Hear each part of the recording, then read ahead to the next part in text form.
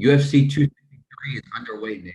Let me tell you something. Overall, this event, I mean, first of all, I just want to say before I talk about this event, to Brandon Moreno, to Israel Adesanya, to everybody else I picked, thank you because of all you guys, your boy won $2 on DraftKings.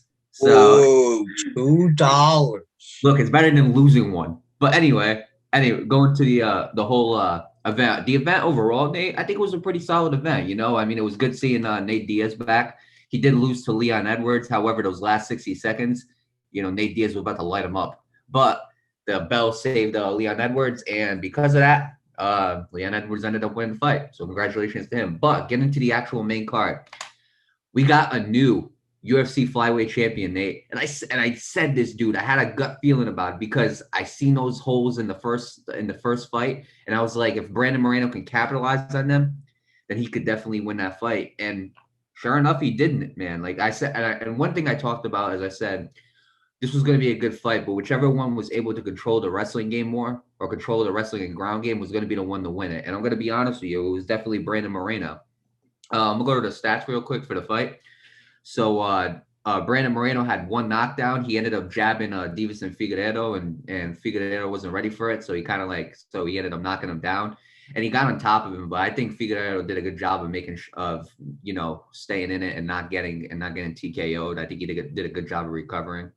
Total stats: Figueiredo landed 33 out of 45, which was a percentage of 73.3%, and Brandon Moreno landed 71 out of 109, which was a percentage of 65.1%.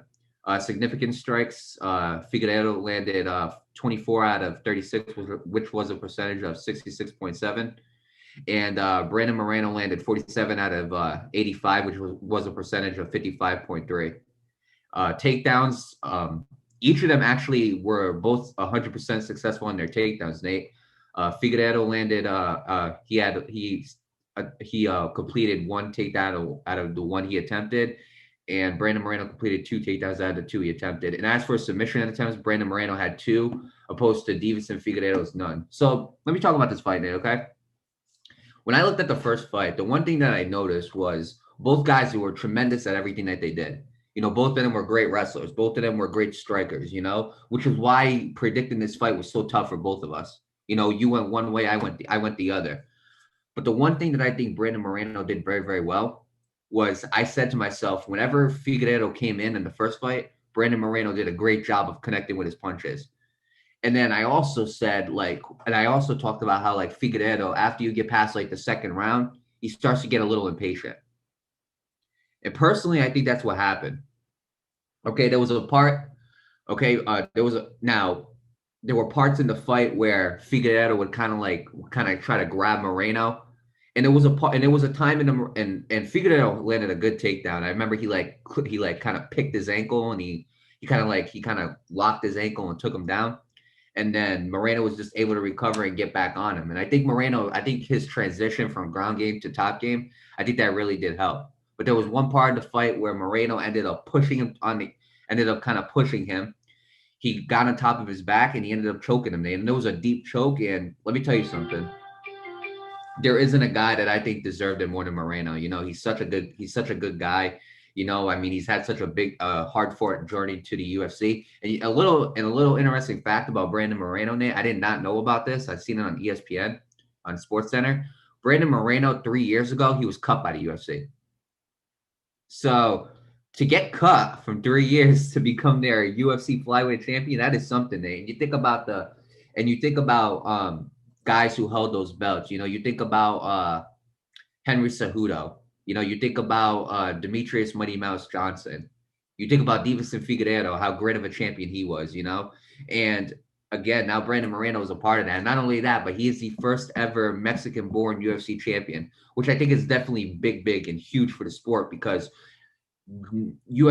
boxing, like Mexican boxers wise, Nate, there is a lot of them, You think about Canelo Alvarez, you think about Julio Cesar Chavez, and there's so many more that I just can't even mention. Antonio Barrera, Eric Morales. You could go on and on with how many Mexican fighters there's been. UFC, they never really connected like really with the Mexican population because they had such a hard time finding that Mexican champion. Now, I know some people are going to say, well, what about Cain Velasquez? Cain Velasquez was Mexican American. He was born in the U.S. Therefore, he wasn't a Mexican-born champion. Brandon Moreno was the first one. But when I look at this fight, Nate, I think Brandon Moreno's boxing did a great job for him too. I think that jab that he had, and again, he did the same exact thing that he did in the first fight. Every single time Figueiredo would come in, he'd clip Figueiredo. And then that jab, when he got him off guard, that really was a big game changer. I looked at the wrestling, and I'm going to be honest with you, ground game wise and wrestling wise, I think Brandon Moreno was better than Deiveson Figueiredo. But I got to say this, okay? Figueiredo was a great champion as long as he kept the title. Okay. And when he lost that fight, Nate, he proved not only that he is a great champion, but he is a great person as well. Okay. He proved that he lives up to the championship status of not just a fighter, but as a person. Because I have never seen nobody in the UFC take a loss and show as much sportsmanship as Deiveson Figueiredo. It got to the point where Figueiredo was like, he was hugging him, which they all do. But it got to the point, Nate, where he actually like lifted Brandon Moreno up to like at a like celebratory thing. I never seen that. I never seen the losing opponent. Like I've always seen him like, take their wrist and like raise it up in the air. But I never seen the losing opponent actually pick up the guy that beat him in like celebratory gear. And he handled it so well, Nate. And I got to give Deiveson Figueiredo a lot of credit because at the end of the day, MMA, it's about respect. And Deiveson Figueiredo showed that at the end, Nate. And honestly, I do wish him the best of luck. No doubt about it. I think this fight, I think sometime down the line, they will end up running it back. I look at the UFC Flyweight rankings and I think to myself, like, what's next for Brandon Moreno? And as of now, I think there's one fight that you can make. And if I'm Dana White, I'm making this fight, okay? Instead of going Deiveson Figueiredo the rematch or right away and automatically, I think I'm going to go Askar Askarov. He drawed with him. And actually, I did not notice, he lost to Alexander Pantoja. So that could be those two fights right there. Those are fights you can make. There's in the flyweight division, Nate. But I think Askarov is definitely the next fight you got to make. Because I feel like just like the build up to it. So what better way than to rerun the second fight? But regardless, Nate, honestly, I think it was a good fight for as long as it like lasted until that third round. I gotta give Brandon Moreno like all the credit and the luck. Again, congratulations to him on becoming the first ever UFC Mexican-born champion. And I do wish him the best of luck in his title defense. As for Deiveson Figueiredo, it's back to the drawing board, and I wish him the best of luck as well. Hopefully, he can get back to that position. Yeah, absolutely. It was a great fight. It lasted 3 rounds, I believe it was. Yeah, 3 rounds. It was 3 rounds. Yeah. So when I looked at the fight, Mario, it started off a little bit slow, but then as it started going on, like I honestly thought this was going a distance. I thought this was gonna be like the very first one where both of them, like we mentioned, were absolutely psychopaths. Like that's how I thought it was gonna be. But like you mentioned, they won in that fight, both showed glaring weaknesses, and it really all came down to who was going to capitalize on that. And that's what ended up happening, Mario. Right. Right. Honestly, Mario, this was a pretty good fight. Like I said, and, as the end of the second round going into the third round, that's when you started to see the most excitement in it. In my opinion, in the first round, it really wasn't anything much going on. There was a couple of hits, but other than that, it really wasn't like. It was only towards the end of the second round where the excitement truly started to come in, because that's when you started to see the takedowns. And then that's when you see Brandon Moreno take him down and force him to tap out. It just be like that sometimes, I guess. But overall, Mario, I'm very proud of him. He's the first Mexican-born champion. And you're absolutely right, Mario. I have not seen that before either. Figueiredo actually lifting him up and congratulating him and all of that. That's great sportsmanship. I love to see that because some athletes just be really salty, when they lose. And I've been seeing a lot of good sportsmanship lately, and I love to see it, especially in the world where athletes are very greedy. They want their money. They're not going to give up that money because, they don't want to help their team win a title with that money. Things like that. Like, I don't like seeing that because it's like, damn, like, you could really be doing so much good with that. But to see this, I just absolutely love it. And I do wish both fighters the best of luck moving forward. And Brandon Moreno, I wish him the best of luck with defending his title. Hopefully, it's a long title defense, and we'll just see what happens with him moving forward. Now, look, Nate, let's get to the main event. You already know, all right? There was now Marvin Vettori. He was looking to become the first ever Italian-born UFC champion. However, that ended up not going the way that he planned because he stepped in front of a man named Israel Adesanya. Okay, Well, yeah. now look, this ended up going to 5 rounds. I didn't think it did if Israel Adesanya won. I thought it was gonna be like I thought it was gonna be Adesanya in 4 rounds, or I thought Vettori was gonna take it the distance and win. But it ended up kind of going in the middle. You know, Israel Adesanya ended up going the distance. He ended up defeating Marvin Vettori. Now, this was an overall good fight too. This was a overall good fight too, Nate. And I'm gonna be honest with you. Marvin Vettori came in great shape. All right, and when I seen him swinging, I got nervous for Israel Adesanya. Like I got more nervous. I think I was more nervous for Israel Adesanya than Israel Adesanya was nervous for that fight. But I was nervous because I had money on the line. Okay. And Israel Adesanya, being the GOAT that he is, helped your boy win $2. So to that man and everybody else in my lineup, thank you. But let's get to the fight real quick, Nick. All right. There were no knockdowns in this fight. Israel Adesanya landed 122 out of 208 of his total strikes. That was a percentage of 58.7. And Marvin Vettori landed 91 out of 211, which was a percentage of 43.1. Significant strikes, Israel Adesanya landed 96 out of 181, which was a percentage of 53%. And Marvin Vettori landed 58 out of 176, which was a percentage of 33%. Israel Adesanya did not attempt any takedowns because I don't think I've ever seen a fight where Israel Adesanya ever attempted a takedown. But going to Marvin Vettori, he landed 4 out of 14, which is a bad percentage of 28.6%. And there were no submission attempts at all. But honestly, Nate, we definitely seen one in those highlights. Okay, when he had Israel Adesanya in that show, I got a little nervous, not gonna lie to you. But Israel Adesanya proved to be a champion. He got out of it. But let's talk about this fight real quick. Okay. There's a few things that got Israel Adesanya this win. Okay. One thing that I was questioning was this. I said to myself, I'm thinking to myself, first you got to think to yourself, in the first fight, why was Marvin Vettori the toughest opponent that he's had? And then it clicked to me. I said to myself, well, Marvin Vettori is a great wrestler. And I thought to myself, I said, the one loss that he has on his record is against Jan Blachowicz. And Jan Blachowicz showed some good wrestling skills as well. And you've seen that it was a big struggle against Israel Adesanya. But then after looking at the fight, you got to ask yourself, what was the difference between Marvin Vettori and Jan Blachowicz? How come Izzy was able to do so good with him and not Blachowicz? And the answer is quite simple, Nate. It's because there's two reasons, okay? Blachowicz is 205 pounds, okay? Marvin Vettori is 185, okay, or 184.5, whatever the case, wherever he clocked in at, okay? Let's go 185. He's 185 pounds opposed to 205. That extra weight that Blachowicz was carrying, I truly believe that was a problem for Israel Adesanya. And not only that, but number two, Jan Blachowicz has insane knockout power. So not only do you have to respect the wrestling, but you got to respect the punches too. You know, it's not a guy where you could just like prepare for defending the wrestling takedown. That's it. Jan Blachowicz's punches are hard, man. His strikes are hard. And that was something I really think upset Israel Adesanya and frustrated him.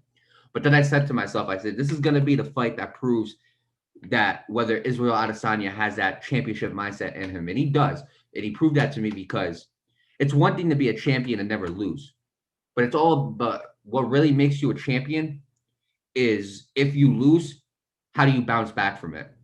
You know, how do you learn? How do you improve yourself day after day after day? And I said to and we got that test in the first round. Israel Adesanya threw a leg kick.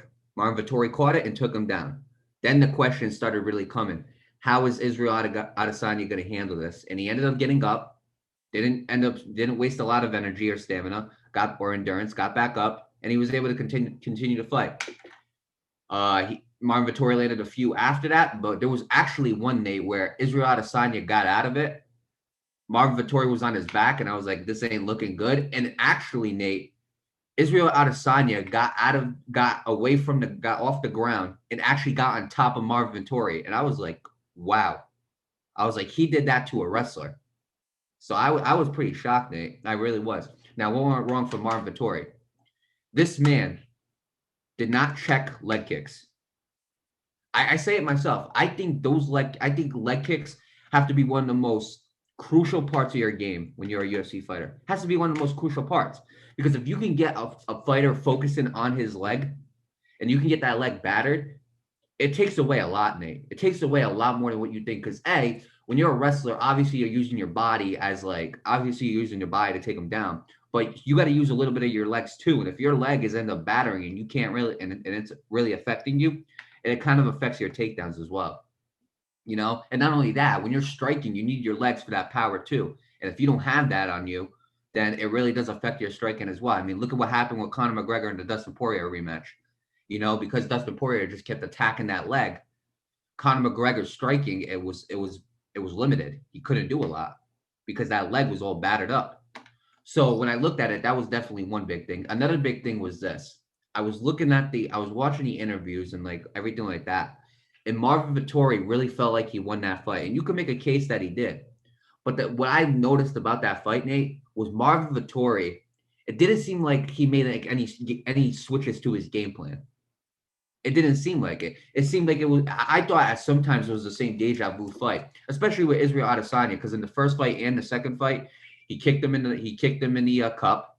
He kicked him and obviously in his he kicked him down below and he poked him in the eye, and that's the same thing that happened in the first fight too. So I was like, this is some deja vu stuff. Was it intentional on purpose? No, but regardless, it was kind of like some deja vu, like. This is looking a lot like the first fight, but except the only difference is Israel Adesanya was able to capitalize on any way he could. His takedown defense, fantastic. Marvin Vettori attempted 14 takedowns, only landed 4. So that really shows you how good his takedown defense is, Nate. But yeah, overall though, Nate, and also too, he also showed how great his striking defense is once again. We knew it was great, but my favorite part about that whole fight was when he was his back was against the cage. And Marvin Vettori was just coming at him with a bunch of swings, and Israel Adesanya was doing the Muhammad Ali rope-a-dope technique. He was just moving his head and getting the guy tired. And there's a pretty cool bit. And if you watch, if you type in Muhammad Ali rope-a-dope and you see what that is, and then you compare it to Israel Adesanya, it looks the same way. So I got to give him a lot of credit on that too. He took a little page out of Muhammad Ali's book right there. But overall, Nate, I think Israel Adesanya I feel like he was more precise. He was more well-rounded. And he was able to learn from the mistakes in the Jan Blachowicz fight. But not only that, the mistakes he was able to learn from the first fight with Marvin Vettori and able to have a better outing too. And then towards the 5th round, you could tell he was having fun with him. You could tell he was like, he just knew he had it in the bag, and some stuff is like very questionable to me. Like he ended up grabbing his butt, which personally, like, that's not me right there. I would never grab. That's not me right there. But he ended up like mocking him with the eye poke, like he was like covering his eye and everything like that. And at the end of the round 5, at the end of the fight, he ended up dropping down and holding on to his below the belt. That's kind of like a mocking term for like Marvin Vettori when he got kicked in the. Which personally, I don't think that's like that wouldn't be me, But hey, I mean, it shows you that Israel Adesanya, once again, he is above all the others. But I got to give Marvin Vettori credit as well. And the reason why is because Marvin Vettori has proven not once, but twice that he is Israel Adesanya's toughest opponent in my eyes. I think the toughest opponent is obviously Jan Blachowicz. But in the middleweight division, Marvin Vettori has proven to be his toughest opponent. So I got to give him a lot of credit. Marvin Vettori, he's just got to keep working at it, got to keep improving and everything like that. That's what a champion. You don't have to be a champion to have a champion's mindset. You take your lessons from the first fight and you learn and you improve as time goes on. And that's what you do. But regardless, if you ask me what's next for Israel Adesanya, there's one fight, and that's the rematch against Robert Whittaker. And he said it too. He said last time we fought in your home, we fought in your home. He says we got to run this back in New Zealand, in Auckland, New Zealand, because that's where Israel Adesanya, I believe, yeah, he's from New Zealand, I believe. But that's what he said. He says he's got to run. He says he calls him. I think I forgot Robert Whitaker's nickname. It's like Bobby something. If you guys can let me know in the chat, I really appreciate it. I think it's Bobby Knuckles. That's what it was. Bobby Knuckles. He says my nemesis Bobby Knuckles. He goes, we got to get that rematch. He goes, but last time it was in your home. He goes, we're gonna do it in my place. We're gonna do it in Auckland, New Zealand. We got to run that back. You know why? Because I'm the king. That's what so I mean, look, Israel Adesanya is no doubt about it. He's definitely got a lot of confidence. He's got a lot of swag, and he backs it up in the octagon too. And I got no problem with it. As long as if you want to talk crap, then fine, but you better back it up. And Israel Adesanya does it time and time again. So, with that being said, again, congratulations to Israel Adesanya and still UFC Middleweight Champion. As for Marvin Vettori, again, it's back to the drawing board. He put up a good fight, but there's always room for improvement. And if he does that, then I believe Marvin Vettori could have a very bright future as an Italian champion. Yeah, absolutely. Overall, this was a great fight too, Mar. This was definitely the most entertaining one in the card, obviously, because my boy Izzy, the last style bender, you know what I mean? There was a lot of kicks in here, Mario. More specifically on Israel Adesanya's end. He didn't perform any takedowns, but that's no surprise given that he doesn't really perform takedowns like that. Yeah, it's not his game. Yeah, it's not his game, absolutely. Everybody has a different style, but when I look at Marvin Vettori, he did capitalize on some of those kicks. You know what I mean?